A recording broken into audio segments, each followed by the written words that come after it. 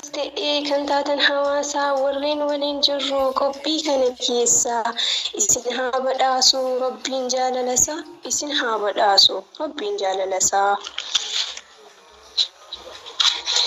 Mee xiqqoon ergan kana jedhee yaa uummata qashtii mee xiqqoon dubbadha waahee barnootaati obboleessa kiyyaa atis yaa obboleetti kalaama khaaliqaa jecha rabbii mootii qur'aana jabeessaa mee namoo sirriitti qur'aana jabeessaa mee namoo sirriitti.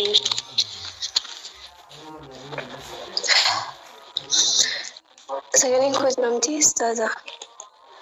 Allahu akbar. Jira malee akka gaariitti.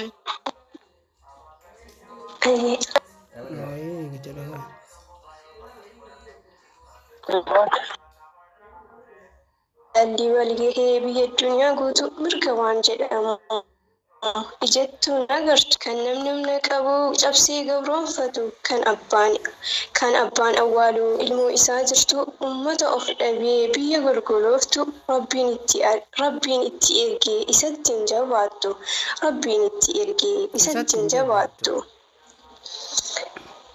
Akkasitti rabbiin dandeettii isaatiin rasuula nuuf ergee Muhammad amiin irra haa Rahmani irra haa jiraatu nagayaaf Rahmani.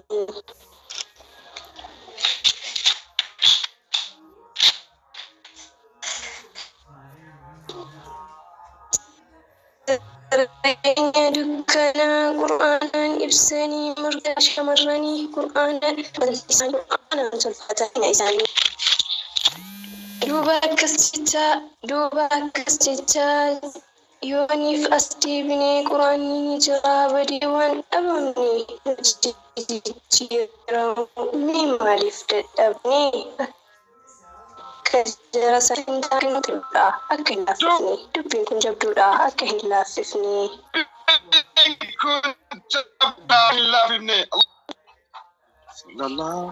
Beekumsa hundaafuu qur'aanni furtuudha nuti isa dhiise malee bar inni guutuudha akiraa qofaa miti milkiin duniyaadha isa keessa jirti qur'aana baradha isa keessa jirti qur'aana baradha yaa furtuu jireenyaa qur'aana baradha. Allahu akbar.